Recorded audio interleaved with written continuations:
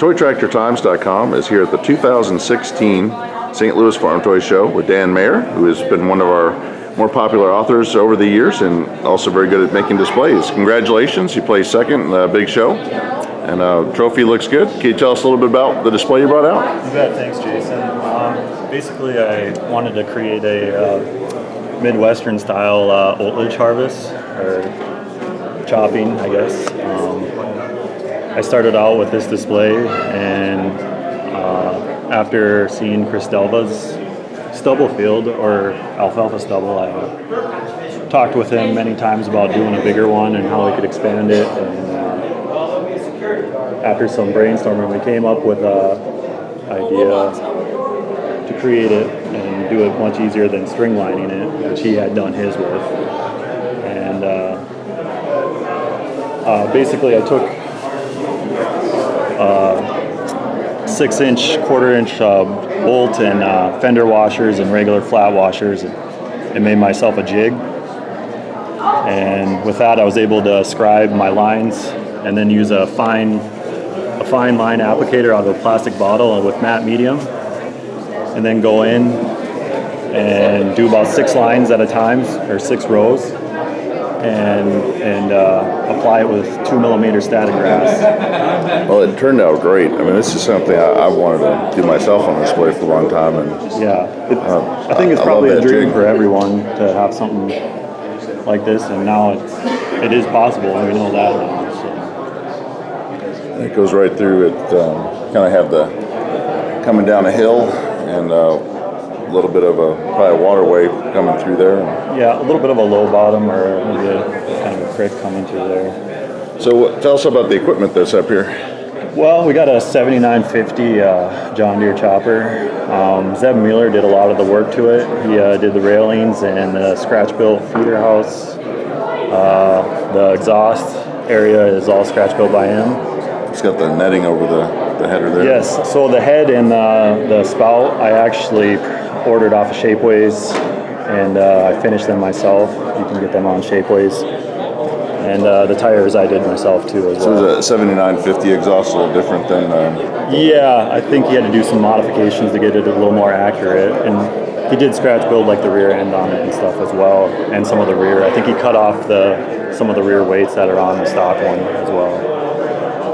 It's a really nice piece, and I had acquired it maybe a year and a half ago, and I've been wanting to do something with it. Sure. Finally got the opportunity. Is that a Shapeways spout as well? Yeah, that's a Shapeways spout as well. They really set these choppers off once you have them. So now what do you do to kind of get the silage shooting out of the chopper into the... So basically I had some strip styrene that I found that fit. He actually has the spout hollowed out when it was drawn, so I was able to slide the strip styrene into the spout, and then I used some matte medium. I painted the styrene green and then matte medium with some layers of the static grass. So now this is it a Maier's Boss? Yep, a Maier's Boss. That was done by Eric Peterson. He was, I was fortunate enough to have him borrow that for me on this display. And it's all scratch built by brass, all to scale and everything. So it's a really nice piece. Like I said, I'm really grateful to have that on here. And I got another one on the other display that we'll see later. So. What Model 9R? 9560R, which has kind of gotten around now. We've used it on a few displays, but was done by Matt Hollingshed. It's just one of those pieces that you always want to use. And when you have it, you might as well use it. So you can see he's got all the grading up there on the hood and the grill detail. Yes, stuff I like to do is I always like to make sure everything's got a little dirt on it, been in the field a while, rather than a brand new piece of equipment off the line. Sure. Usually it really makes everything pop. So. Well, it looks good, and up here kind of have a laneway, and I like how the field was kind of planted around the stones and the fence.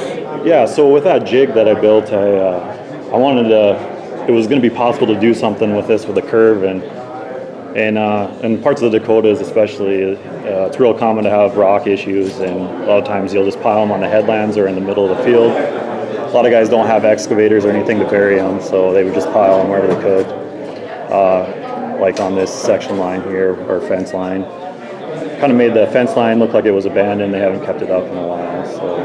And then the lanewood. Now, did you cut anything out to make No, the ruts a little lower, or is it just the grass? I've been doing some experimenting with that, and to do it, I instead of spraying down your mat, your glue first, I've been brushing it on, Okay. and then going over it with a static applicator, and that's how I'm able to get a precise placement of my static grass to create a good prairie trail or section line. And I'm really happy with how that's working for me. Looks good.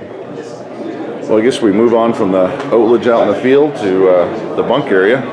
Yeah, so this would be kind of the feed yard scene. I kept this display pretty generic. I didn't want to have anything really set in stone on what they would be, how many acres they would do, or anything. I kept it pretty generic, but judging by the pile sizes here, these would be some guys that feed probably a beef, 1 to 2, maybe 3,000 head, judging by the pile.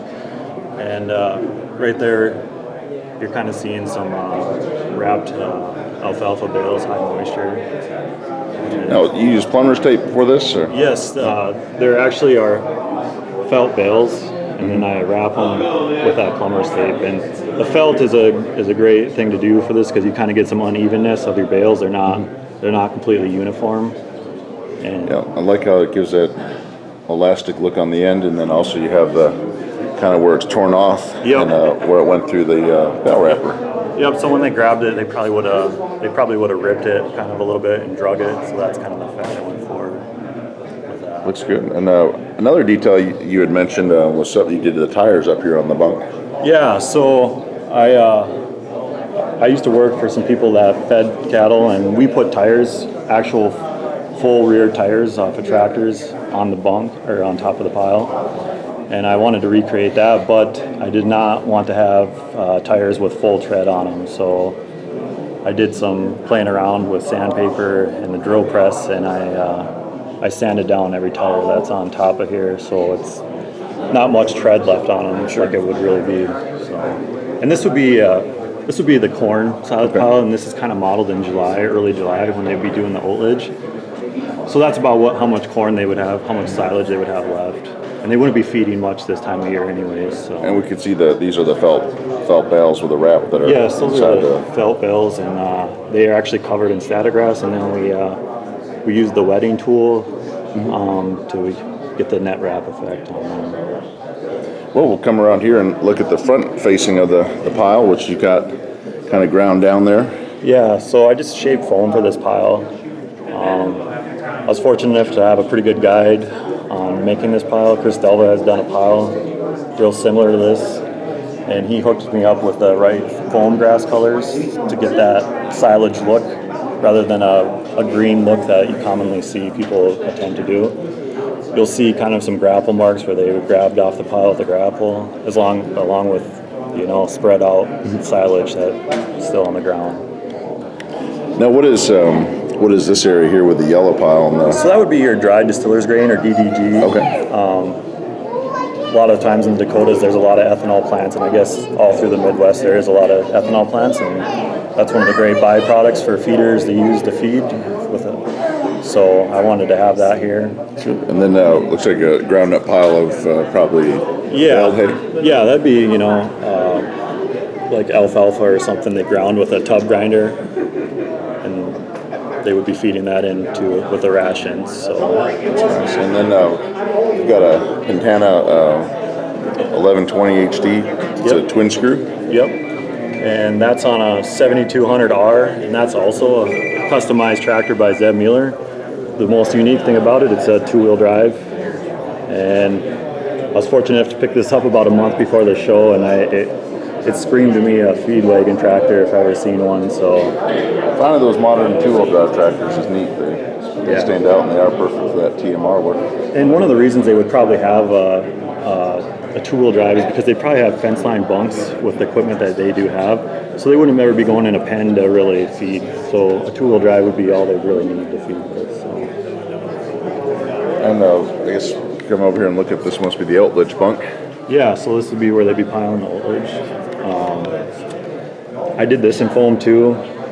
Did several layers of the static grass on top. It does have some ruts, but not as much as I would like. I definitely would like to go back and work on this pile a little more if I had some more time.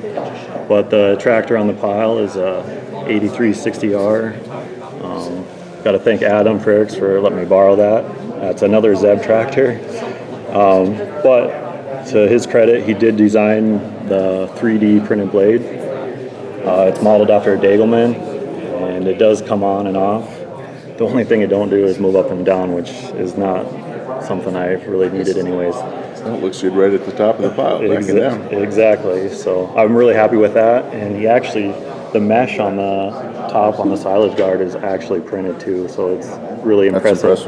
Because Degelman does have their own design of mesh that they use, so he modeled that completely off the real ones. It looks good on the A360R. Yeah, perfect tractor to do with that. So I take it out that way that kind of to form up the bunk that it's common to have the bales making the edge or the barrier. Yeah, we put that there to be kind of like a stop for them and something to push up against, and then they'll tarp it after that. So that would be kind of what they're doing there with that. So here's another Maier's boss, and we can kind of see both here that the 9560R's got a triaxle. This one's tandem axle. Yeah, so this would probably be the farm itself chopping its own stuff. So this would be kind of why they have the variety of boxes and tractors. They would probably need the 4-wheel drive to plant with a drill and stuff, and then they'd have these 2 tractors as other tractors on the farm doing, probably your row crops and stuff like that. And this is another box at Eric's that he did, so all scratch built brass again. Now, is this an early style 8R on here? Or yep, this is an early 8R. That's an 8295R, and that's that's another Zev Mueller piece there that I acquired. And it's kind of neat. I do like that in between look of it there. It's another nice piece that I have from him. So. And then, I guess the big question is what's loading all this stuff up, and we can kind of see there's a John Deere wheel loader inside the shed. So that's a Hallmark John Deere Payloader. It's a Christmas ornament. It's a real close to the right scale. I had one that I've been working on customizing, but I didn't have it done in time for this show. So that one's just a stock one in there, and that's kind of why it's stuffed in the shed there. But this shed here would be for that, especially in the winters in the northern Dakotas or wherever they would be doing this at. Also, they would have bags of mineral in there, salt, anything they'd be mixing in with their ration. So that would be storage for that as well. And then looks like we've got some commodities stacked up here. Yeah, so they would probably have a ground corn, and that would maybe be done by a mill in town or something and trucked out. And that would probably go in the smaller bin here. And then these other 2 bins would probably be some sort of screenings or something from elevators, or a lot of times people will use soybean meal from soybean plants and stuff like that. So that's what those other 2 bins would be, whatever kind of supplement they can find to feed out of. So, and it might even store whole corn in there. Some people use in their rations whole corn. It's whole dry corn, so it could be any number of things in there feeding.